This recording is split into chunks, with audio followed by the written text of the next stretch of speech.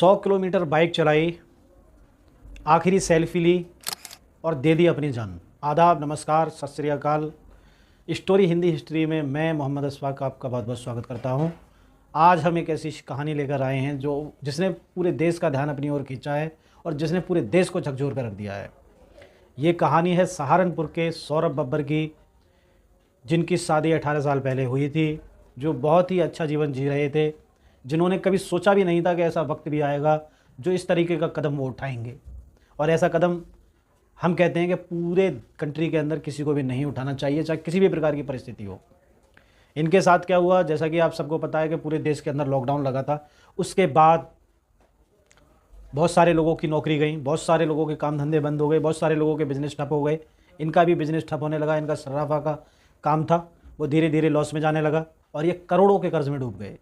एक दिन ये अपनी बाइक अपने घर से सहारनपुर से उठाते हैं। ये पति पत्नी दोनों हरिद्वार की ओर निकल पड़ते हैं और ये हरिद्वार में एक सेल्फी लेते हैं और अपने दोस्त को सेंड करते हैं। एक नोट लिखते हैं जिसमें लिखा होता है कि हम कर्ज में डूबे हुए हैं, ब्याज दे देकर परेशान हो चुके हैं, अब हमसे और ब्याज नहीं दिया जाता, इसलिए मौत को गले लगाने जा रहे हैं।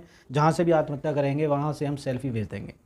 और उसमें लिखा हुआ था कि हमारे 2 बच्चे हैं, इनके 2 बच्चे हैं, जो एक लड़की है, एक लड़का है। लड़का दिव्यांग है।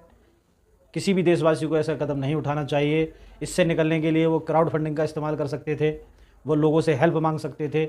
आजकल सोशल मीडिया का ज़माना है, उसके माध्यम से वो हेल्प ले सकते थे। और बहुत सारे ऐप ऐसे निकले हुए हैं जिससे, जैसा कि आपने देखा होगा कि जब कोई एमएलए एमपी चुनाव लड़ता है और उसके पास में फंडिंग नहीं होती है तो वो क्राउड फंडिंग के माध्यम से फंड जुटाता है और चुनाव लड़ता है। और भी बहुत सारे, जैसा कि आपने देखा होगा कि किसी को किसी 1 करोड़ के इंजेक्शन की आवश्यकता थी, उसने क्राउड फंडिंग के माध्यम से पैसे जुटाए और उस बच्चे की जान बच सकी। तो ऐसी ही चीज़ें हैं। और हम आपसे भी ये अपील करना चाहते हैं कि आप अगर कर्ज में डूबे हुए हैं या आपके ऊपर कर्जा है तो आप सरकार से आवाज़ उठाएं कि सरकार, जिन पर लॉकडाउन के बाद से कर्जा हुआ है, उनका कर्जा माफ़ किया जाए और जिनके बिज़नेस ख़त्म हुए हैं या बिज़नेस लॉस में चले गए हैं या बिज़नेस बंद हो गए हैं, उनके बिज़नेस दोबारा स्टार्ट करवाए जाएँ, जिससे कि वो भी नया जीवन जी सकें। तो साथियों, ये हमारे एक अकेले की आवाज़ उठाने से इससे कुछ नहीं होने वाला है। आप इस वीडियो को ज़्यादा से ज़्यादा शेयर करिए और इसमें लिखिए कि हमारी सरकार से अपील है कि ऐसी कोई नीति बनाई जाए जिससे लॉकडाउन के बाद से जो 50 लाख रुपए तक के कर्ज में जो लोग डूबे हुए हैं उनका कर्जा माफ़ हो और उनके बिज़नेस को दोबारा स्टार्ट करवा कर उन्हें नई ज़िंदगी दी जाए।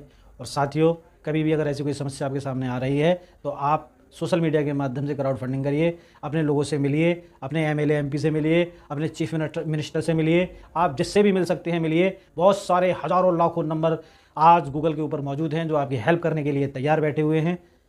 आप उनका सहारा लीजिए। जय हिंद, जय भारत।